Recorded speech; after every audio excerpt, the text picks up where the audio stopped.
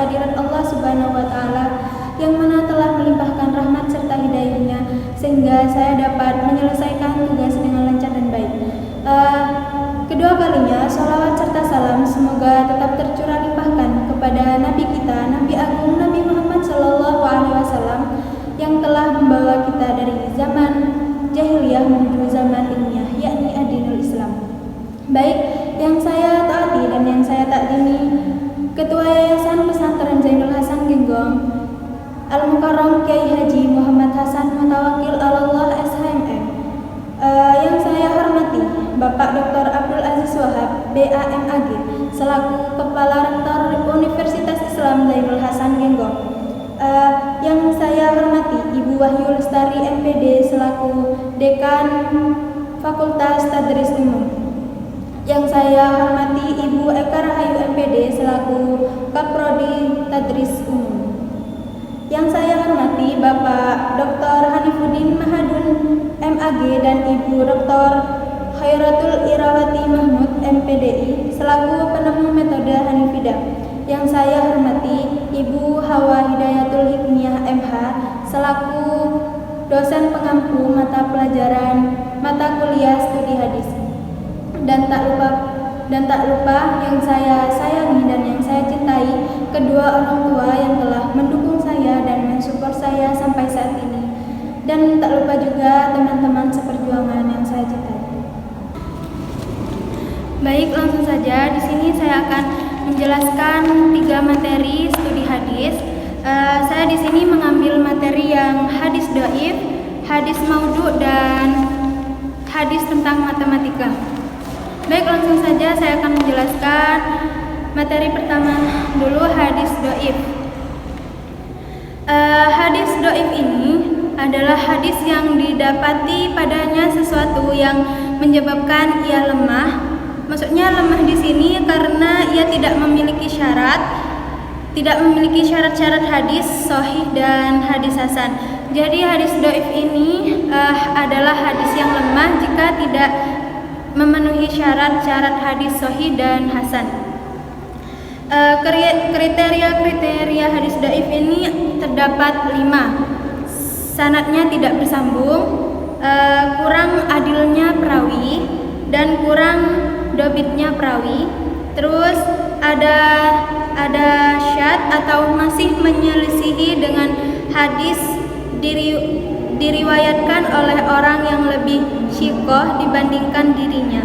Maksudnya di sini hadis itu harus diriwayatkan oleh orang yang lebih syikoh dibandingkan dirinya gitu. Kalau yang terakhir ada niat, ada penyebab sumar dan tersembunyinya penyebab tercemarnya suatu hadis sahih secara dohir terlihat bebas dari cacat. Jadi harus tersembunyi dan tidak menyebabkan tercemarnya suatu hadis sahih secara dohir dan tidak terlihat cacat. Terus macam-macam hadis dhaif. Kalau dilihat dari segi persambungan sanadnya itu terdapat 3 macam. Ada hadis mursal, hadis munqati, hadis mu'dal. Kalau hadis dhaif dari segi sanadnya, dari segi sandarannya yaitu hadis mauquf, hadis maktu.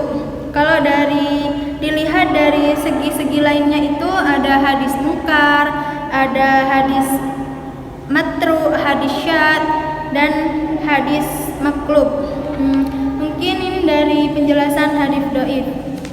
Selanjutnya saya akan menjelaskan hadis maudhu.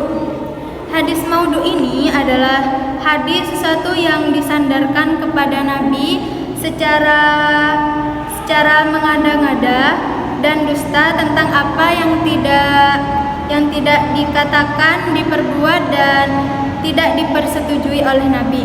Jadi hadis maudhu ini hadis yang didengarkan tapi yang tidak bersumber, yang tidak disetujui oleh Nabi. Ciri-ciri dari hadis maudhu ini pengakuan dari pemalsu itu sendiri, terus terdapat keganjelan dan rusak maknanya. Terus yang terakhir, bertentangan dengan Alkitab dan As-Sunnah. Contoh hadis dhaif ini, Rajab syahrullah wa Sa'ban syahri wa Ramadan syahru ummati. Mungkin saya lanjut dari materi ketiga, yaitu hadis tentang matematika. Di sini pengertian fungsi dan manfaat dalam kehidupan sehari-hari dari hadis tentang matematika, yaitu matematika adalah ilmu yang membahas pola atau keteraturan desain dan tingkat array yang memiliki hubungan erat dengan Islam. Jadi matematika ini memiliki hubungan yang erat dalam kehidupan sehari-hari yang sesuai dengan syariat Islam. Fungsinya itu untuk kayak seperti membandingkan uang jajan, menghitung berat badan, mengukur tinggi badan, dan berbagai perselisihan lainnya yang berperan dalam mengatasi konflik manusia. Manfaatnya di sini untuk menyelesaikan atau menyaring informasi yang ada seperti teks seleksi seleksi calon PNS, seleksi polisi, TNI, pelajar, mahasiswa atau karyawan. Dan juga untuk mengetahui kemampuan berpikir cepat dan dapat menyelesaikan suatu masalah dalam kehidupan sehari-hari. Contoh hadisnya di sini, qala Rasulullah sallallahu alaihi wasallam, qala fima saqatul anhar wal qaimul usyuru fima suqiya bisaniyah nisful unsura. Hadis riwayat Muslim.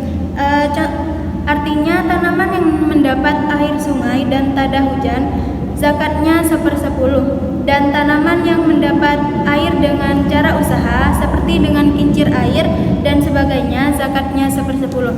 Jadi hadis ini menggambarkan betapa pentingnya matematika dalam kehidupan sehari-hari untuk menghitung volume atau menghitung yang lainnya. Matematika dalam Islam ini terdapat, matematika adalah ilmu tentang bilangan, ruang, musik, dan astronomi serta logika. Jadi mengapa matematika itu sangat penting dalam Islam?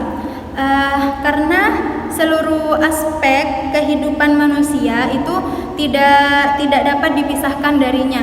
Jadi hubungan matematika dalam Islam itu sangat erat banget. Sekian penjelasan ketiga materi ini dari mata kuliah studi hadis. Jika ada kesalahan atau kekurangan penjelasan, saya pribadi mohon maaf yang sebesar-besarnya. Assalamualaikum warahmatullahi wabarakatuh.